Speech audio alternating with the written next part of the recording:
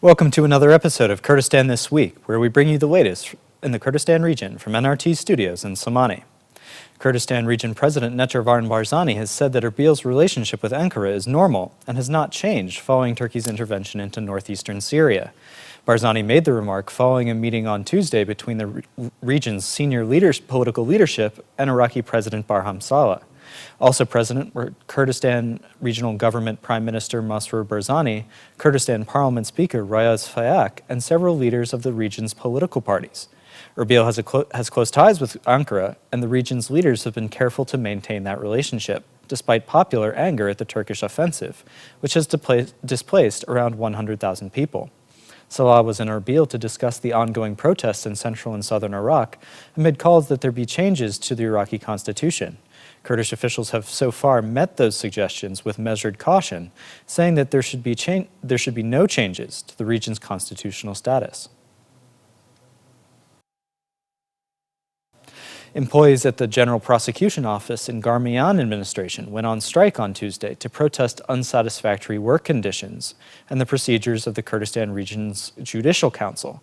The striking workers said that they will not process any cases until their demands are met.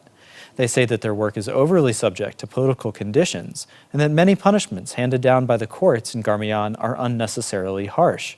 On Wednesday, the Kurdistan Region's General Prosecution Presidency warned that employees in Garmian must return to work.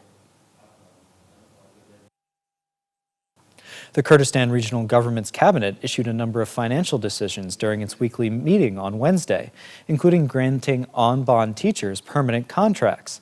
In a statement, the KRG Council of Ministers praised the teachers, saying that they have been serving the education sector for years, and granted them full and permanent contracts.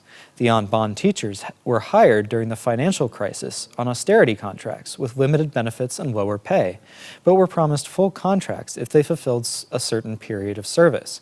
For many, that period had come and gone, but they remained on bond, a situation that had become a source of frustration. The cabinet also decided to provide additional benefits to martyrs, the families of Anfal victims, and those jailed by the Ba'athist regime as political prisoners.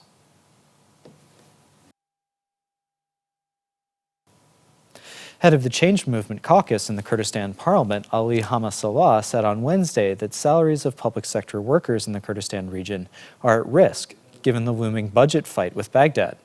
In a statement, Hama said that currently half of the Kurdistan Regional Government's payroll tab is guaranteed by Baghdad, but that there is no certainty that this will continue without a solid budget agreement in place. He warned that the protests currently taking place in Baghdad and the southern provinces would complicate negotiations. Hama claimed that after analyzing last month's income using data from the KRG and the federal government, the region pumped 441,000 barrels of oil per day. Under the 2019 federal budget law, the KRG was supposed to send 250,000 barrels per day to Baghdad for export, but refused to do so, causing much consternation among federal officials. The law also required Baghdad to send the money for the region's public sector payroll. Finally, UNESCO has designated both Sulaimani and Sanandaj as creative cities for their contributions to art, literature, and culture. Sulaimani was recognized for its contribution to literature, while Sanandaj, which is in western Iran, was chosen as an important center for music. The two Kurdish cities are among 66 new additions to the list, which now includes a total of 246 urban centers. Sulaimani's bid was supported by the governorate and local arts and culture institutions.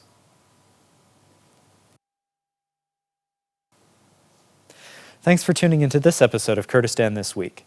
If you'd like more information on these stories and others, check out our website, nrttv.com/en, and be sure to like us on Facebook and follow us on Twitter.